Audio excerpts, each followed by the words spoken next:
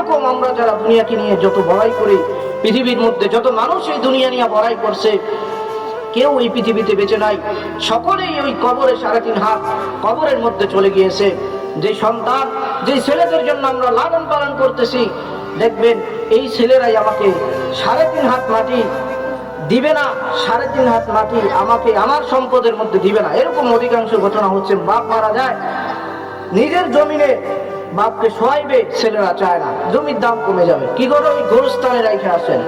বাপ ওসিয়ত করে যায় যে আমার জমিনে, আমার ঘরের পাশে আমাকে কবর দিও, তারপরও দেখবেন বলে কি যে কবরস্থানে ফালাইয়া দিয়ে আসো, যে জমিনের দাম কমে যাবে। যে সন্তানের জন্য একদম মাথার ঘাম পায়ে করে আমরা কামাই করতেছি, মেহনত করতেছি, হালাল হারাম বাঁচতেছি না, সেই সন্তান আমাদেরকে পাড়ায়া পাড়ায়া 3.5 হাত মাটির মধ্যে ফালাইয়া দিবে।